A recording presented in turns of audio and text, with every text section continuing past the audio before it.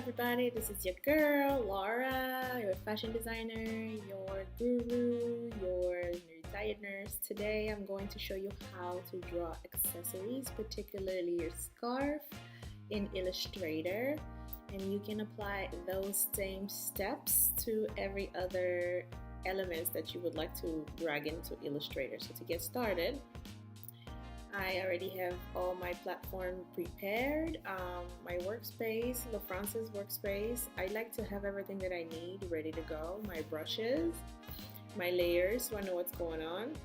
Artboard, I leave it open because sometimes I like to switch around. Properties, obviously if you have the Adobe Creative Cloud, you will have the latest updated version, which I particularly prefer. I have my stroke open so then I can manipulate things around or whatever, so I will get going. One particular thing I need to make sure I let you guys know, since we'll be drawing a scarf today, I had already gone ahead and downloaded a scarf image from Google. We're going to draw right on top of it, and with this particular body position. So what you can do prior to dragging your images into InDesign, you want to make sure you create two layers. One layer, I call it images, and this is where you're going to place your image so you can trace over. This layer, I didn't name it yet. I wanted to do it while I'm recording. You're going to call this, let's say, tracing, if you want to call it that way. That way you know this is the layer where you'll draw all your little details or whatever. Images, if you double click on that, pay close attention to this little area right here where it says dim images 2. I choose to decrease the opacity of the images because it could be too strong so you cannot see all the fine details. Depending on the clarity of the images, you may leave it at 100% or you may decrease it at 50%. I choose to do 30% to the lightest possible that I can put that layer, and I don't click anything else because automatically at default this was off, but by turning it on I determine what's the opacity that I would like for it to stay on and click OK. Now I'm going to show you what I mean by that. If I open my download images, I will drag this and right on top of it. You can see how it's faded, and I will double click on the layer again and play around with the opacity so you can see what I mean. At 100%, this is super crisp. I would like to minimize it because I want to be able to see what I'm drawing on top of. So I will put it right back at 30%. And with the X mark, meaning that the photo is not part of the Illustrator file that I have created, I will embed that image. That way it doesn't go anywhere. Say for instance, if I lose power, the image will still be within the file if reopened or recovered. Once I embed the image, shrink it to my desired size, I will lock that layer because I'm not doing anything on there, and I will go to my tracing layer and get drawing. Now I particularly left this open so you guys can see the different lines. I have, as you can see on my brushes here, I have drawing at multiple different levels, 10% all the way up to 100%. And by testing them real quick, I'm not gonna just show you, this is not a tutorial on brushes. There's so many other tutorials online on how to create brushes, but what I want to make sure that you guys notice is that the strength gets thicker as I augment or change the brush sizes. If it's at 50%, it's bigger or thicker or thinner. So that's why I have these brushes set to a certain level of thickness. Okay, so now that you know why I have left these shoes there for you to see, let's get going. So what you can do is, as you can see, you're not going to try to do shades or any type of that, things like that. This is just for you to create your line work. I would prefer to start off with 25% just so I can get the basics down. Zoom in as much as you can and use your brush tool. Quick on your keypad, just type B for brushes, and you just draw right across. Now, if I do this, I'm gonna go to stroke.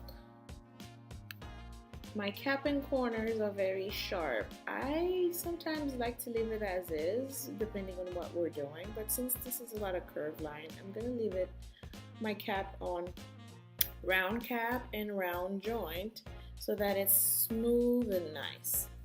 And I am gonna keep going. Okay, so for the fringes, there could be a brush that you could create for that, or you could just simply just make the fringes and later on manipulate the lines with your stroke options.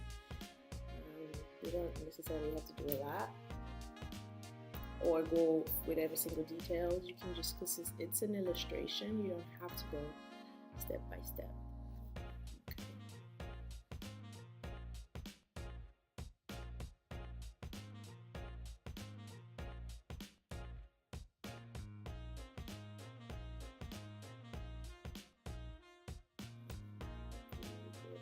Fringes. I'll show you how you can manipulate the fringes. There's more than one way to skin a cat. Don't think this is the only way you could do it. Everyone is different. I've seen people do zippers different ways than what I've been taught. Remember, it's not how, it's the final destination. Okay, so technically this would be the final look. We can just a little fold here. All right, so now we have our scarf. For these fringes in the bottom, the good thing about this is, since we're still in Illustrator, we can, let's make sure we close the gap here. We can select all of them. Remember, they're not perfect, we're just doing a tutorial here. There. What you can do is you could play with your stroke, or I can make them thicker. I can keep them as basic. Of course, it turns it into Y. You press D on your keypad, and it keeps them square. If we, let's see, oh, that's too thick. We could do 1.5. Once we do 1.5, we can actually do, let's bring up some of the other brushes. Let's see what we can do with those fringes. Bristle brush, decorative, image, vector. Maybe we can open the vector brush. We just need the fringes. Sometimes you don't need all that fancy. So you get the point. You don't have to do exactly what I do. If you want, you can actually draw every single one of them. But let's see, it's not bad. I mean, for all I care, we could use this. Once you find the brushes that you like, you go ahead and expand appearance. When you expand, it's no longer a brush. It becomes an object.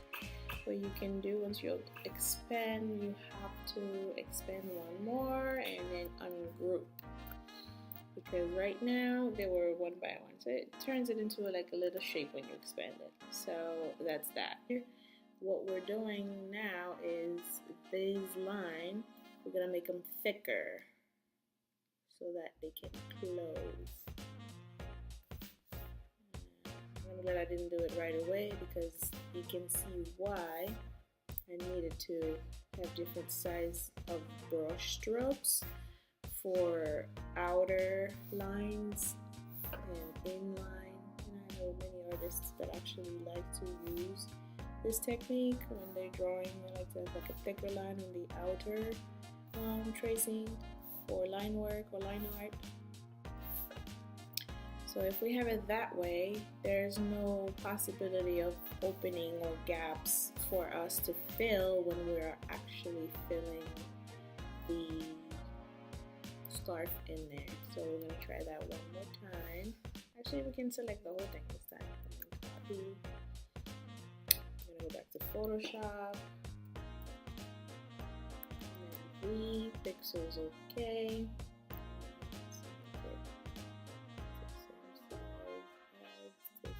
Mr. Soy over there. I'm getting nervous.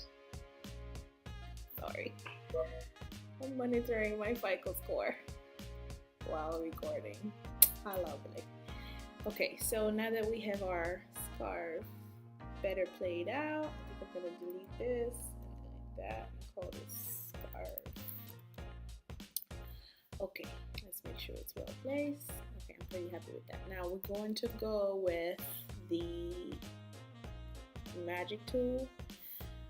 Select outside of the scarf, so make sure you want a continuous selection or active selections, because you want to keep selecting and not delete anything. I'm going to go to image, actually select, modify, expand, and I want to expand because I want the line to come in that thicker line, because I do not want that little white space on the outside, that fuzzy line. I don't like it.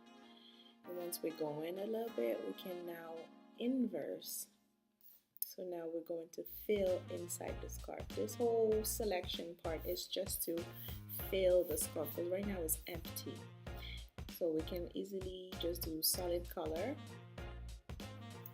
and put whatever color we wish. I choose to do a base color of either gray or white. Let's do white and place it underneath the scarf, and then turn this one. Voila, you have your scarf line art. Now you can see how there's like little gaps here and there. If you're very tedious like I am, you want to go back in and select with the quick selection or magic wand and clean up all these little white spots, so you can have a perfect line tracing or line work for your scarf. Now once you've got that down, once you've cleaned the scarf, obviously I'm not going to sit there and clean them step by step, which I'm tempted to do. You can flatten this layer completely by selecting both layers and flatten them out. And once you got that down, you have your free range movable scarf. Now, to color this scarf, right now the color is like a grayish color.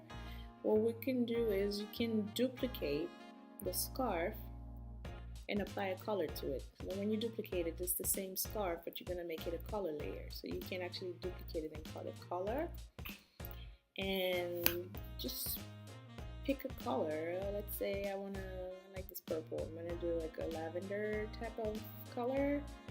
So now what we can do, we can actually apply the color we've selected to that layer. Now there's multiple ways you can do that. You can lock that color layer, and on your keypad you press Alt Delete, and it will do that. It will apply the color into it. Now don't panic. I know you have to play with your modes.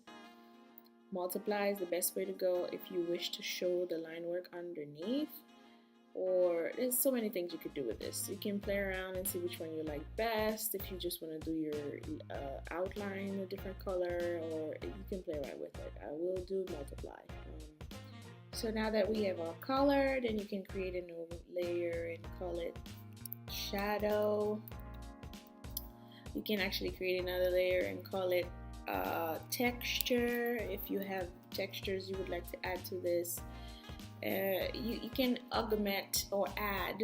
I keep saying augment, I'm not speaking French here. You can add as much as you like, and based on the definition, based on the description of the layer rather, you go ahead and do your magic. For highlights, say for instance highlights should definitely be in white. You make your brush thicker. Obviously you want to bring over your brushes. I'm not in my workspace anymore. I don't like this brush tips. You can bring up your brush. If you're adding highlight, you can actually bring down the opacity. It doesn't have to be so strong, and you can just still purple. You see, you gotta make sure your highlight is in white, and add your highlight. If this is still too strong, you can select the opacity so it can stay down, and add the highlight. So there's so much you could do to this, so it looks like an illustration or whatever. So once you do that, you can go to your shadow and go to a darker color, and obviously drop down the opacity to 50 or whatever matches your color, and then you go right ahead and do the same thing. Your shadow is probably going to be here. I would keep this in multiply so it shows better. You go ahead and draw all your little blah blah blahs. I'm not doing anything specific right now. I'm just, well, actually I'm doing it the wrong way because it looks like the light is coming that way. Let me get off the opacity and pick a different brush so I can explain to you what I'm saying right here. You see how the light is here? 50%. It would be best if the light is coming that way. So highlight all of this when it comes to the white portion, and it looks like the light is coming that way too. So based on your illustration underneath, you can determine how to place your shadows, how to place your highlight, and that will be it. Yeah, basically that's how you would draw an accessory. You would apply the same steps if you were to add, you know how you have an illustration and you can turn on and turn off, specifically in Photoshop. You may have to make sure you group your illustration, and we're going to call this scarf, and you can turn it off and add another scarf. Say for instance you want to add a different color, you duplicate and you turn that one off, and you go ahead and add, obviously you want to add all these others. Let me turn that off. Okay, if you want to change the color, for instance, you can do that. Obviously you can do it with the locking layer, and you alt delete. Now I have a red scarf, and you can duplicate one more time. If you want to add pattern, you go in right in there and you add a pattern on top. I have some selected pattern here. That's a defaulted Photoshop pattern. We add it, and you press Alt and click, and now you have a pattern here. So it really, you could do so much with it as long as you have your solid line work. I'm going to turn off everything so you know what. This white here, don't forget to add it within your line work, and make sure your outside is thicker so you don't have any space for no empty space basically. So your fill could be completely white. So I hope this was very helpful for you. Use the same technique when you're creating shoes, which I have here in my Illustrator. On this other side, I had an illustration and I copy paste every single thing one by one because I wanted to have the lace to be a different color. And once I was in my illustration, I was able to fill and color and add shadows and highlights and everything. So play around with that and let me know how you do. This is more of a little bit advanced, but if you're a beginner and you're quick to adapt and learn, you should be able to actually work alongside me and go with that. Until next time, have a blessed time. Ciao, ciao.